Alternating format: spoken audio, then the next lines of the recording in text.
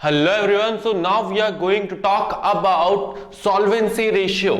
अच्छा, solvency ratio के बारे में हम थोड़ी बात पहले भी कर चुके हैं कि सॉल्वेंसी रेशियो क्या बताता है। हमारी वक्त बताता है कि हम जो है लॉन्ग टर्म लायबिलिटीज, मतलब कि जो एक साल के बाद वाली लायबिलिटीज हैं, बैंक लोन हो गया, डिबेंचर्स हो गया, ये हम पे कर सकते हैं या नहीं कर सकते हैं, ये बताता है solvency ratio. The persons who have advanced money to the business on long term basis, जिन्होंने हमको पैसा दिया है, हमारी मदद करी है लॉन्ग टर्म बेसिस पे, लॉन्ग टर्म बेसिस मतलब एक साल से ज्यादा, are interested in safety of their payment of their interest periodically as well as repayment of the principal amount। मतलब एक बात बताओ, अगर आपने किसी को एक साल से ज्यादा के लिए अगर पैसा दिया तो क्या आप नहीं चाहोगे कि आप सही जगह पैसा दो? क्या आप ये चाहोगे कि आपका पैसा डूब जाए, या क्या आप ये चाहोगे कि आपको उस पर इंटरेस्ट ही ना मिले? बिल्कुल नहीं चाहोगे। ऐसे ही अगर हमारी कंपनी को भी किसी ने लोन दिया है तो सामने वाला बंदा भी चाहता है कि हम उसको रेगुलरली इंटरेस्ट पे करें, हम उसको उसका प्रिंसिपल अमाउंट पे बैक कर दे। ठीक है, तो यहां पर सॉल्वेंसी रेशियो की मदद से सामने वाला बंदा बैंक हो सकता है, डिबेंचर होल्डर हो सकता है, वो हमारे सॉल्वेंसी रेशियो देखेगा। वो सॉल्वेंसी रेशियो देख के क्या पता लगाएगा कि भाई इनकी औकात भी है कि ये हमारा पैसा वापस कर देंगे या नहीं कर देंगे। ध्यान से समझना, ठीक है। वो हमारी सॉल्वेंसी पोजीशन जरूर देखेगा, लॉन्ग टर्म सॉल्वेंसी पोजीशन देखेगा। अगर आप भी इन्वेस्ट करने जाते तो आप भी देखते कि सामने वाला बंदा हमें जो है पैसा वापस कर भी सकता है, नहीं कर सकता है। क्लियर है? तो यहां पर ध्यान देना, as well as the repayment of the principal amount at the end of the long loan period. ठीक है, solvency ratios are calculated to determine the ability of the business to service its debt in the long run। तो यहां पर solvency ratio क्या बता रहा है? Solvency ratio ये बता रहा है, solvency ratios are calculated to determine the ability of business to service its डेप्ट। टू सर्विस इस डेप मतलब कि जो डेप है, जो लॉन्ग टर्म डेप है, वो उसको सर्विस प्रोवाइड कर पा रहे हैं कि नहीं कर पा रहे। अब कौन सी सर्विस? अरे भाई इंटरेस्ट देने की सर्विस। अगर सामने वाले ने हमको लॉन्ग टर्म लोन दिया है तो हम उसको जो इंटरेस्ट दे रहे हैं उसकी बात कर रहा है ये। तो solvency ratios are calculated to determine the ability हमारी इतनी है पोजीशन की नहीं है, ability of the business to service its debt in the long run. The following ratios are normally computed for evaluating solvency of the business. एक बार मैं दोबारा बताना चाहूंगा इसी कॉन्सेप्ट को। ये हमारा क्रेडिटर है, चलो क्रेडिटर तो शॉर्ट टर्म में आ जाता है, छोड़ो इसको। ये हमारा डिबेंचर होल्डर है, ठीक है, ये हमारा डिबेंचर होल्डर है, या ये वो बैंक है जो हमको लोन देने वाला है। ठीक है, ये हमारा डिबेंचर होल्डर है या वो बैंक है जो हमको लोन देने वाला है। ये रहा हमारा बिजनेस। तो वो क्या करेगा? वो हमारे बिजनेस की बैलेंस शीट को उठाकर देखेगा, उधर वो देखेगा कि इनके ऊपर ऑलरेडी कितने लोन्स हैं, कितना क्या इनके पास एसेट्स हैं, ये सारी चीजें देखेगा। साथ में वो क्या देखेगा? साथ में वो देखेगा सॉल्वेंसी रेशियोस, और वो ये पता लगाने की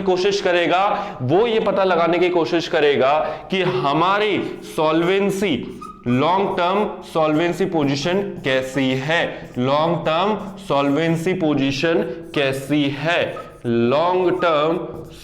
पोजीशन कैसी है। मतलब हम इनके द्वारा दिया गया लोन, डिबेंचर होल्डर जो डिबेंचर्स के लिए इन्वेस्ट कर रहा है अमाउंट वो, या बैंक के द्वारा दिया गया लोन, हम उनको वापस कर भी सकते हैं या नहीं कर सकते हैं। वो ये कैसे देखेंगे? वो देखेंगे सॉल्वेंसी रेशियोस को देखकर।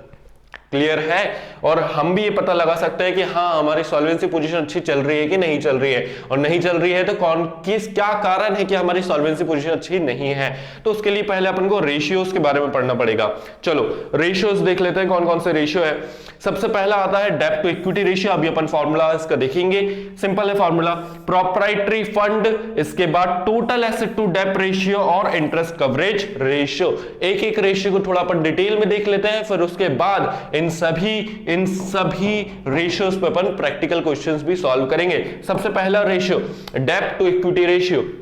डेब्ट टू इक्विटी रेशियो, ध्यान से समझना यहां पर डेब्ट टू इक्विटी रेशियो क्या होता है। डेब्ट to equity ratio means the measures the relationship, डेब्ट इक्विटी रेशियो क्या कर रहा है, it measures the relationship between long term डेब्ट का मतलब क्या हुआ, वो जो हमने बैंक लोन लिया है या हमने डिबेंचर्स का अमाउंट लिया है या हमने लॉन्ग टर्म लोन जितने भी सारे लेके रखे हैं वो आ जाता है किसमें, लॉन्ग टर्म डेब्ट में, एंड इक्विटी। तो दो चीजों के बीच में ये रिलेशन बता रहा है, किन दो चीजों के बीच में, डेब्ट इक्विटी के बीच में, एक डेब्ट जो लॉन्ग टर्म लोन्स है, एक इक्विटी मतलब जो शेयर होल्डर फंड है जो बैलेंस शीट के सबसे टॉप में, इक्विटीज एंड लायबिलिटीज में सबसे टॉप पे हमको दिखता है इक्विटी शेयर होल्डर फंड, उन दोनों के बीच का रिलेशन बताता है कौन सा रेशियो, डेब्ट इक्विटी रेशियो। फॉर्मूला इसका बहुत ही सिंपल है, डेब्ट equity ratio is equal to डेब्ट अपॉन इक्विटी, सिंपल है ना फॉर्मूला, डेब्ट अपॉन इक्विटी, ठीक है। तो normally it is considered to be the safe if डेब्ट इक्विटी रेशियो इज 2:1,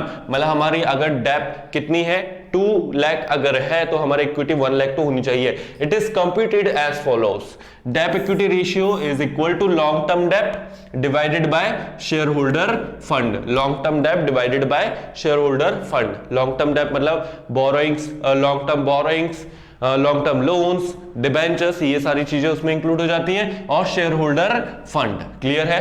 तो इन दो चीजों का अगर आप डिवाइड कर दोगे इस रेशियो का, वैसे तो लिखा ही हुआ है लेकिन एक बार मैं दोबारा लिख देता हूं, डेब्ट इक्विटी रेशियो आप कैसे कैलकुलेट करोगे, ऊपर आप लिख दोगे डेब्ट, नीचे लिख दोगे आप इक्विटी, ठीक है। अब ये जो डेब्ट है इसको आप ये भी बोल सकते हो कि ये क्या है, ये लॉन्ग टर्म डेब्ट है, ऑब्वियस सी बात है, अपन लॉन्ग टर्म सॉल्वेंसी पोजीशन की बात कर रहे हैं तो लॉन्ग टर्म डेब्ट को इंक्लूड करेंगे, डिवाइडेड बाय इक्विटी का दूसरा नाम होता है शेयर होल्डर फंड, इक्विटी का दूसरा नाम हो जाता है शेयर होल्डर्स फंड, क्लियर है, या इसको आप प्रोप्राइटर्स फंड भी बोल सकते हो। ओके, सो ये हमारे डेब्ट टू इक्विटी रेशियो की कहानी है, कहानी अभी खत्म नहीं हुई, थोड़ी सी और पढ़ना है। तो शेयर होल्डर फंड या equity is equal to what, share capital plus reserve and surplus plus money received against share warrant, ये तीन चीजें इंक्लूड होती है। बैलेंस शीट एक बार थोड़ी सी देखो, बैलेंस शीट, ये जो हमने बैलेंस शीट पढ़ी थी अपने फर्स्ट चैप्टर के अंदर एज पर शेड्यूल 3, तो हमने यहां पर क्या देखा था कि यहां पर दो पार्ट है, बैलेंस शीट को दो पार्ट में डिवाइड कर दिया गया है, equities and liabilities. 11th class वाली बच्चों वाली बैलेंस शीट अपन को नहीं पढ़नी है कि लेफ्ट साइड में हमारी लायबिलिटीज हो जाएगी, राइट साइड पे हमारा एसेट हो जाएगा, ये अब हमको नहीं पढ़ना है। अब हम बड़े हो चुके हैं और हमें अब ये वाली बैलेंस शीट पढ़ना है जिसके अपर साइड में क्या हो जाएगा, equities and liabilities, lower side में क्या हो जाएगा, एसेट। तो ये जो दो पार्ट है, ठीक है, ये जो दो पार्ट है शेयर होल्डर फंड के अंदर जो हमको देखने को मिलता है share capital reserve and surplus, वो पार्ट, और share application money pending allotment, इन दोनों को अगर मिला दो तो ये हमारा क्या बन जाता है, ये हमारा इक्विटी या फिर आप बोल सकते हो ये हमारा शेयर होल्डर फंड बन जाता है। क्लियर है, शेयर होल्डर फंड बन जाता है। मतलब जब आपको कैलकुलेट करना है डेब्ट इक्विटी रेशियो में, तो इक्विटी कैलकुलेट करने के लिए आप इन दो चीजों को यूज करोगे, share capital reserve and surplus that will be a part of share holder fund plus money received against share warrant. इसके बाद शेयर कैपिटल आपको पता ही है, इसी को एक्सटेंड कर दिया गया है, यही जो चीज है इसी को यहां पर एक्सटेंड कर दिया गया है। Share capital is equal to equity share capital plus preference share capital, मतलब जो आपने इक्विटी शेयर इश्यू करे हैं और प्लस जो आपने प्रेफरेंस शेयर इश्यू करे हैं। इसके बाद शेयर होल्डर फंड का एक फॉर्मूला और है यहां पर, non current assets plus working capital. Working capital क्या होता है, अभी अपन ने करंट रेशियो सॉल्व करा, उस समय भी अपन ने देखा था। वर्किंग कैपिटल क्या होता है, working capital is equal to current asset minus current liabilities minus non current liabilities. ये फॉर्मूले ना आपको रटना नहीं पड़ेंगे, मेरा वादा है, ठीक है, मेरा ये वादा है आपसे कि आपको ये फॉर्मूला रटना ही नहीं पड़ेगा। मैं आपको बहुत प्यारी ट्रिक बताऊंगा इस बैलेंस शीट के अकॉर्डिंगली, लेकिन अभी नहीं बता रहा हूं। उसका कारण ये है कि जब अपन क्वेश्चन सॉल्व करेंगे तब आपको उसकी जरूरत बहुत पड़ेगी, तब आपको समझ में आएगा कि actually you need to serve the formula, या actually you need to make the formula at the same time, not to learn formula। कितने फॉर्मूले याद करोगे यार, दिमाग है, प्रेशर ज्यादा नहीं झेलता, ठीक है। तो फॉर्मूला उसी समय बनाना सीख जाओ, ये ज्यादा सही है। तो मैं बनाना सिखाऊंगा लेकिन क्वेश्चंस के वक्त, अभी नहीं, ठीक है। अभी केवल आपको थ्योरी पढ़ रहे हो तो आप थ्योरी ही पढ़ो, आप फॉर्मूले लिख लो, ठीक है। तो कौन सा फॉर्मूला? ये जो अंदर वाले फॉर्मूले बेटा, ये वाले फॉर्मूले तो याद ही करने पड़ेंगे, ये वाले फॉर्मूले तो याद करने पड़ेंगे, लेकिन इसके बाद शेयर होल्डर फंड कैसे कैलकुलेट करते हैं या लॉन्ग टर्म डेब्ट कैसे कैलकुलेट करते हैं, उस फॉर्मूले की मैं बात कर रहा हूं, वो फॉर्मूला मैं पक्का आपको बनाना सिखा दूंगा, ठीक है। इसके बाद share holder fund equity non current asset plus working capital minus non current liability. बहुत ही फर्जी फॉर्मूला, अभी आपको लग रहा हो ओ इतने सारे फॉर्मूले याद करने, नहीं है, बहुत फर्जी है, ठीक है। चलो ये हमारी डेब्ट टू इक्विटी रेशियो की कहानी थी। इसके बाद नेक्स्ट रेशियो देखते हैं। नेक्स्ट रेशियो हमारा क्या है? ये तो हमारी बैलेंस शीट है। इसके बाद नेक्स्ट रेशियो हमारा आ जाता है प्रोप्राइटरी रेशियो। प्रोप्राइटरी रेशियो का सिंपल सा फॉर्मूला है, सिंपल सा फॉर्मूला है। प्रोप्राइटरी रेशियो मतलब क्या होता है? प्रोप्राइटरी रेशियो, ठीक है। प्रोप्राइटरी रेशियो लिखा भी हुआ है, एक बार और लिख देते हैं, अच्छे से याद हो जाएगा। Share holder fund, share holders fund divided by share holder fund divided by capital employed, ठीक है। अब कैपिटल एम्प्लॉयड क्या होता है देखते हैं अपन। यहां पर ध्यान देना, proprietary ratio express the relationship of proprietor और share holder fund. Balance sheet में सबसे ऊपर जो था share holder fund plus to net assets and is calculated as follows, ठीक है। ये कैपिटल एम्प्लॉयड का मतलब आप नेट एसेट्स भी बोल सकते हो कि कितना आपने बिजनेस में एक्चुअली एम्प्लॉय करके रखा है, कितना कैपिटल आपने बिजनेस के अंदर एम्प्लॉय करके रखा है, उसको हम बोल देते हैं कैपिटल एम्प्लॉयड, ठीक है। तो यहां पे प्रोप्राइटरी रेशियो का फॉर्मूला क्या हो जाता है? Share holder fund divided by capital employed, ठीक है। चलो अब कैपिटल एम्प्लॉयड के ना बहुत अजीबोगरीब फॉर्मूला आपको देखने को मिलेंगे बुक के अंदर, वो भी अपन बनाना सीख जाएंगे बहुत आसानी से, पक्की बात है, ठीक है। तो ये सिंपल सा फॉर्मूला है किसका? प्रोप्राइटरी रेशियो का, ठीक है। अब यहां पे ये जो शेयर होल्डर फंड है, ये जो शेयर होल्डर फंड है, इसको हम क्या बोल सकते हैं? प्रोप्राइटर फंड भी बोल सकते हैं, इसको हम प्रोप्राइटर फंड भी बोल सकते हैं, इसको हम शेयर होल्डर फंड भी बोल सकते हैं। क्लियर है? Both are same. Share holders fund भी बोल सकते हैं, दोनों के दोनों क्या है? सेम है। तो अगर ऊपर आप प्रोप्राइटर फंड लिख दो या शेयर होल्डर फंड लिख दो, डजंट मैटर, कोई दिक्कत नहीं है, लिख सकते हो, ठीक है। इसके बाद थर्ड रेशियो हमारा आ जाता है टोटल एसेट टू डेब्ट रेशियो। टोटल एसेट टू डेब्ट रेशियो, इसके अंदर क्या होता है? This ratio measures the extent, बेटा फॉर्मूला बहुत ही आसान है, टोटल एसेट डिवाइडेड बाय डेब्ट। This ratio measures the extent of coverage of long-term debt by asset। मतलब आप देख रहे हो कि हमारी लॉन्ग टर्म डेब्ट कितनी है, मतलब हमको 10 लाख की उधारी चुकानी है और हमारे पास टोटल एसेट्स कितने हैं। आप ये कंपैरिजन कर रहे हो यहाँ पे, आप यहाँ पे देख रहे हो कि हमें 10 लाख की उधारी चुकानी है 1 साल के बाद, है ना, क्योंकि हम लॉन्ग टर्म डेब्ट को इंक्लूड कर रहे हैं, और हम देख रहे हैं कि हाँ हमारे पास एसेट्स भी जो है वो 20 लाख के हैं, तो बढ़िया है, हमारी पोजीशन जो है ठीक ठाक लग रही है कि हाँ ठीक है 10 लाख ही चुकाना है, हमारे पास 20 लाख रुपए तक के एसेट्स हैं। It is calculated as follows, total asset to डेब्ट ratio, total asset divided by long term डेब्ट। आपको लग रहा होगा नाम ही तो फॉर्मूला है, तो बिल्कुल सही, डेब्ट टू इक्विटी में भी नाम ही फॉर्मूला था, डेब्ट अपॉन इक्विटी। यहां पे भी टोटल एसेट टू डेब्ट ratio, total asset divided bye डेब्ट, नाम ही फॉर्मूला है, ठीक है। तो the higher ratio indicate that assets have been mainly financed by owners fund and the long term loans is adequately covered by asset. तो यहां पे ये लाइन को ध्यान देना, ये लाइन को ध्यान देना। मान लो आपने बैंक से क्या करा, आपने बैंक से लोन लिया, ठीक है, आपने बैंक से लोन लिया कितने का? 10 लाख का। आपने बैंक से लोन लिया कितने का? 10 लाख का। और आपके बिजनेस में जो एसेट्स दिख रहे हैं ना, आपके बिजनेस में जो टोटल एसेट्स दिख रहे हैं वो दिख रहे हैं 12 लाख के, ठीक है, वो दिख रहे हैं 12 लाख के। तो इसका मतलब आपको क्या समझ में आ रहा है? इसका मतलब आपको क्या समझ में आ रहा है? आपकी बैलेंस शीट में लोन जो है, लोन भी दिख रहा है कितने का? 10 लाख का, और जो टोटल एसेट्स है वो दिख रहे हैं 12 लाख के। इसका मतलब ये है बछुआ कि यहां पर आपने बैंक लोन जो लिया उसी से आपने एसेट्स खरीद लिए, तो यहां पर आप ये बोल सकते हो कि हाँ भाई total assets are mainly financed through the long term डेब्ट, यहां पर आप ये बोल सकते हो। अब अगर मैं आपको यहां पर ये बोलूं कि बैंक लोन आपका कितना है? केवल 1 लाख है। बैंक लोन आपका कितना है? केवल 1 लाख है, और टोटल एसेट्स जो है वो 12 लाख है। इसका मतलब क्या है कि मेनली आपने यहां पर जो एसेट्स खरीदे, भाई देखो बैंक लोन आपका कितना है? 1 ही लाख है, मतलब मान लो कि आपकी लॉन्ग टर्म डेब्ट, टोटल लॉन्ग टर्म डेब्ट, ठीक है, टोटल लॉन्ग टर्म डेप्ट, ठीक है, टोटल आपकी लॉन्ग टर्म डेप्ट केवल 1 लाख रुपए ही दिख रही है। क्लियर है, कितनी दिख रही है? 1 लाख रुपए दिख रही है। मतलब आपने जो बोरोड फंड लिया है वो कितना दिया है? 1 ही लाख रुपए लिया है। लेकिन आपकी फर्म में एसेट्स दिख रहे हैं कितने के? एसेट्स दिख रहे हैं 12 लाख रुपए के। इसका मतलब क्या है कि आपने ओनर्स फंड के थ्रू या तो अपनी जेब से एसेट्स खरीदे हैं या तो अपने शेयर्स इश्यू करके एसेट्स खरीदे हैं।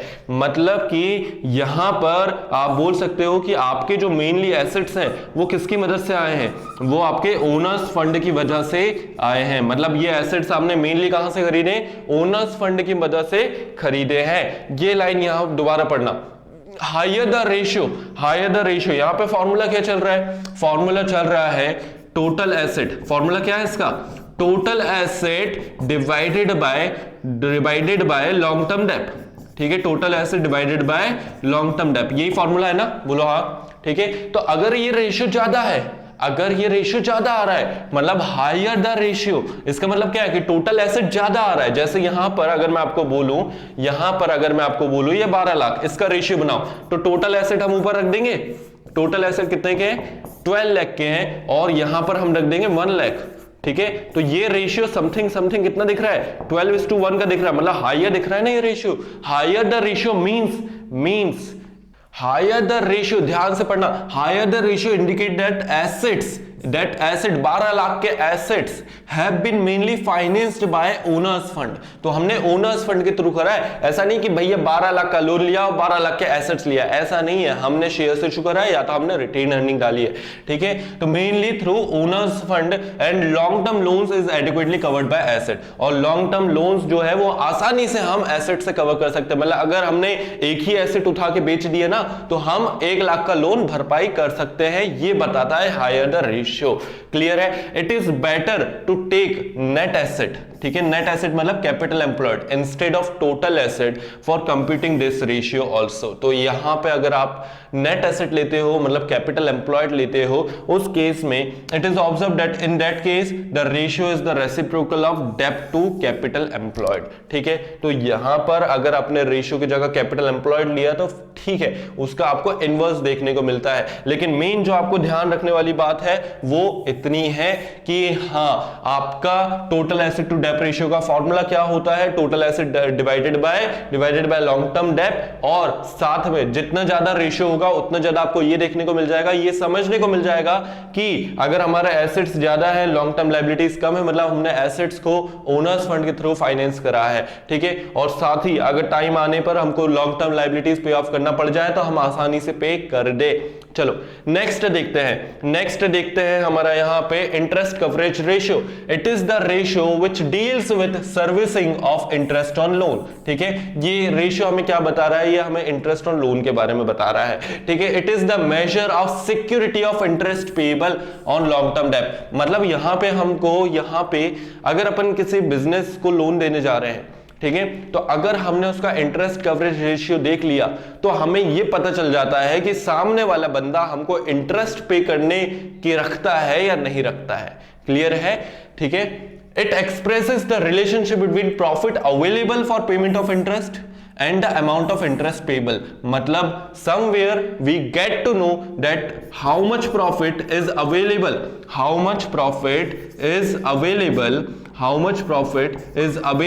to pay interest। ठीक है, सामने वाली पार्टी के पास कितना पैसा अवेलेबल है, कितना प्रॉफिट अवेलेबल है फॉर पेमेंट ऑफ इंटरेस्ट। ठीक है, फॉर पेमेंट ऑफ इंटरेस्ट। और ये भी पता चल जाएगा कि सामने वाले को ऑलरेडी क्या करना है, ऑलरेडी कितना इंटरेस्ट पे करना है। ठीक है, ऑलरेडी कितना इंटरेस्ट पे करना है। ठीक है, तो ये दो चीजें हमको पता चल जाती हैं अगर हम इंटरेस्ट कवरेज रेशियो देख ले तो। क्लियर है?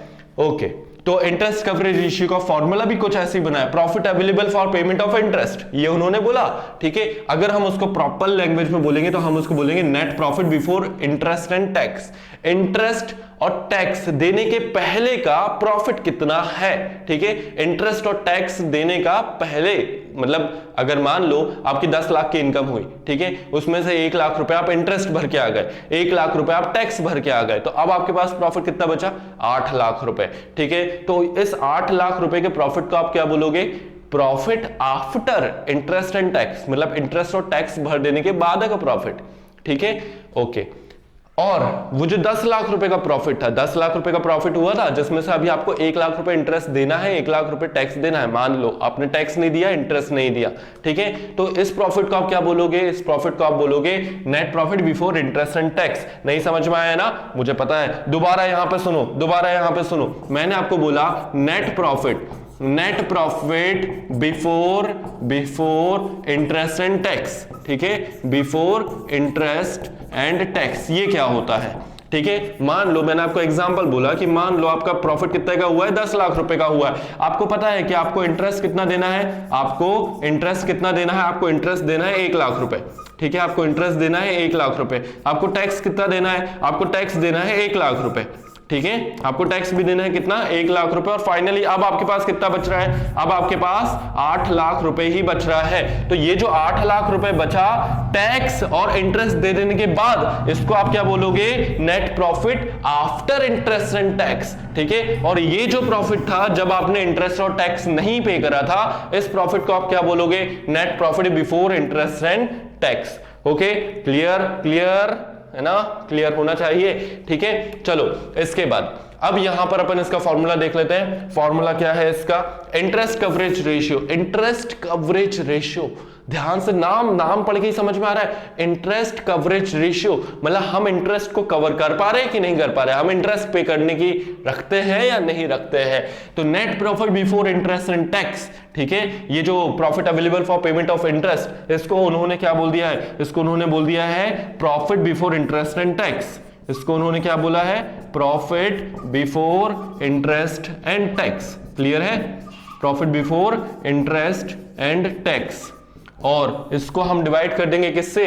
Interest on long term debt. इसको हम डिवाइड कर देंगे किससे? Interest on long term debt, है ना। अपन ने जो बोला इंटरेस्ट पेबल, तो उसको ढंग से लिख देंगे थोड़ा, interest on long term date. Clear है?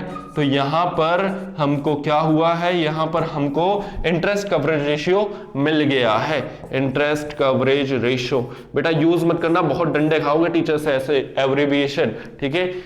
चलो, तो यहां पर हमने चारों रेशियो देख लिए हैं, सॉल्वेंसी रेशियो वाले चारों रेशियो हमने देख लिया है। क्या होता है इसके प्रैक्टिकल क्वेश्चंस हम सॉल्व करेंगे। जब तक पढ़ते रहे, आगे बढ़ते रहे, मिलते हैं फर्दर वीडियोस में। ओके।